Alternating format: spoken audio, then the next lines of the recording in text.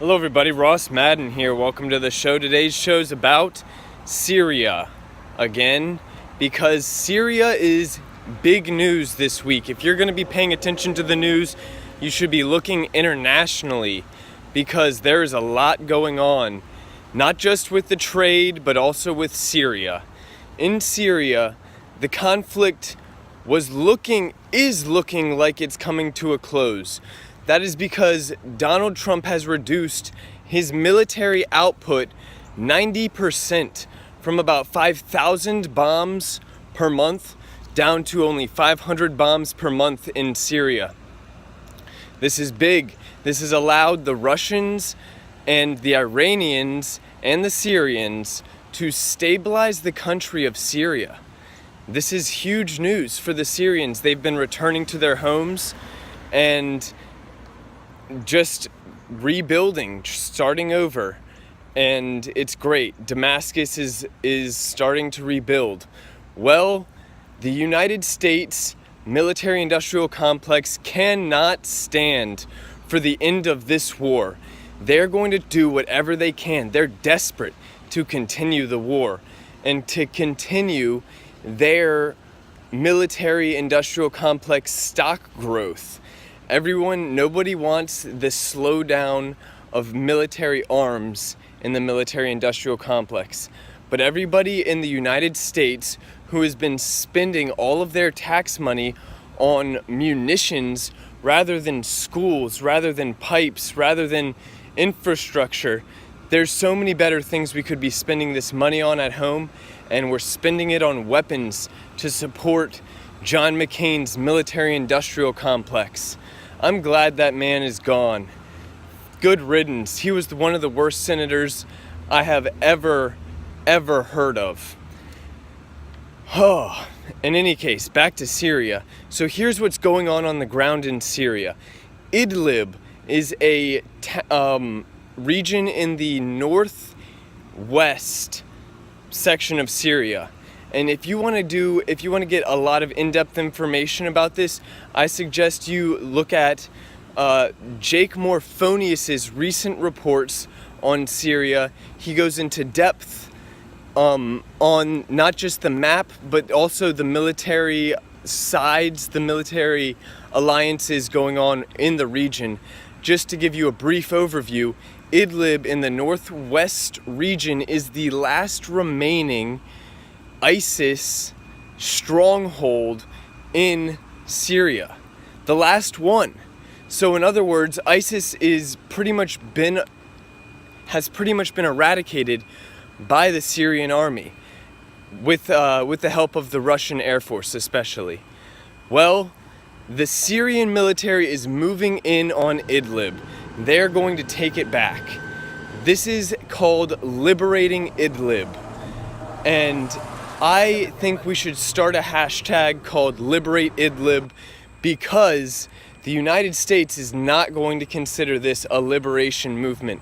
The United States has already stated that they are claiming any offensive staged by the Syrians, by the Russians, or by the Iranians will be terrorist actions, and not just gas attacks.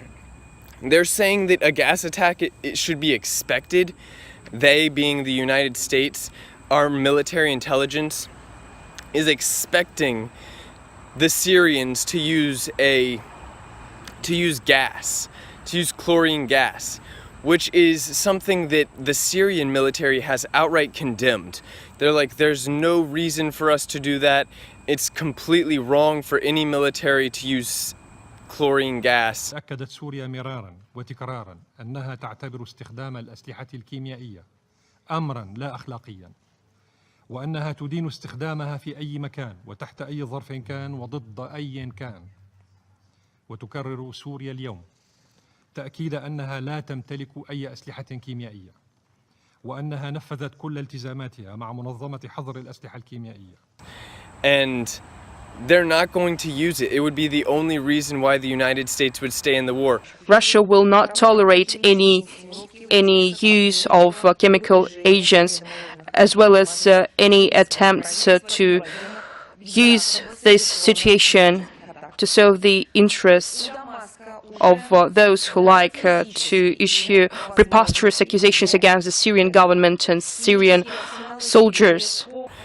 In fact, there have been reports that the ISIS terrorists in Idlib, there have been reports that they have received 8 shipping containers of chlorine gas.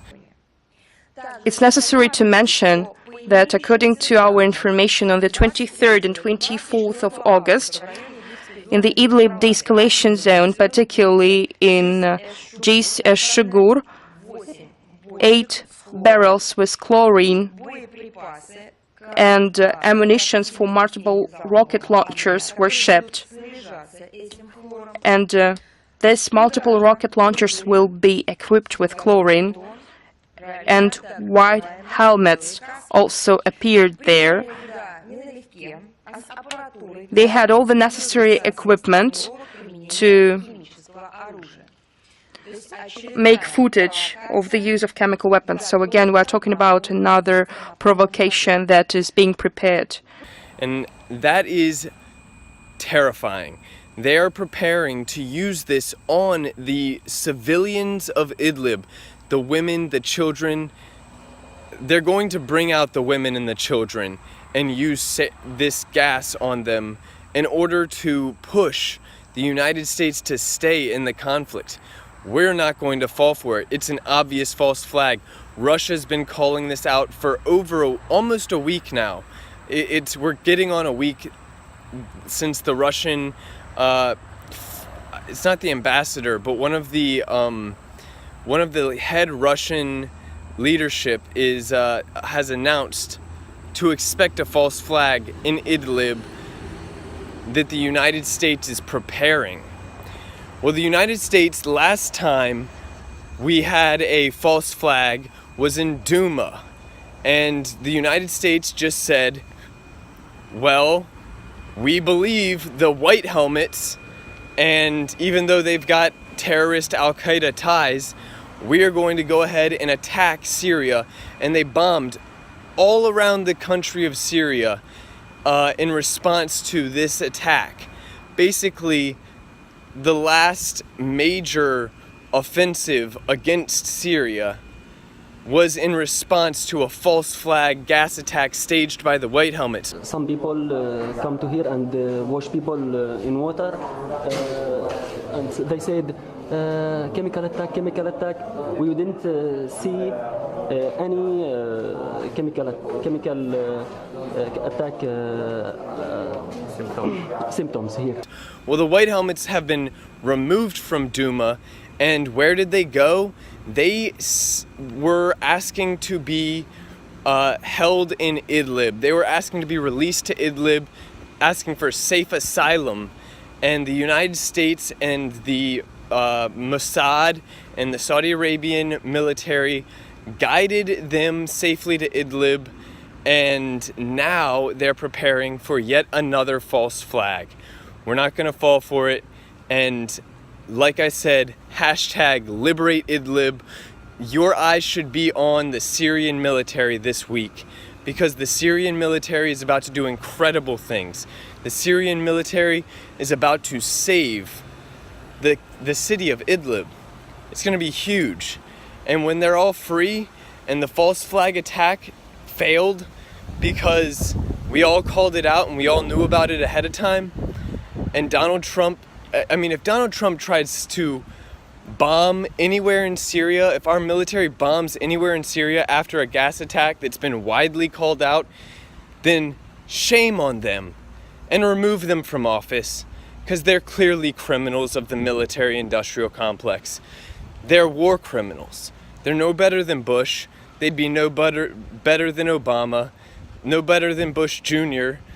They'd be war criminals.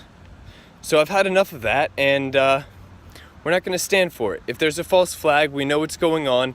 And we got this lady, Heather Nauert, out of the State Department, and she's saying that no matter what, if there's any attack, then it's going to be blamed on Syria. any kind of gas attack, no matter which side sets it off, will automatically be blamed on Syria and Russia. The Russians are claiming that Nusra and other groups are stockpiling chemical weapons and planning an attack. So you dismiss I think that's more false flag type reporting. They've been talking about We've this seen for a that while. before, So where you they try to dismiss put it. the blame, they try to put the onus on other groups, and we don't buy into that. And that will justify the United States to escalate the conflict. Well, guess what? It's not going to be staged by Syria or Russia. It's going to be staged by al-Nusra. The al-Nusra Front, Al-Qaeda, ISIS are all stationed inside Idlib, and they're holding the city of Idlib hostage. They've got 8 containers of chlorine gas, and they're ready to use it in order to justify the United States to stay in the conflict. We're not falling for it. This is Ross Madden. Thank you all for tuning in. I hope you enjoyed this little report, and I hope that you share this and hashtag Liberate Idlib.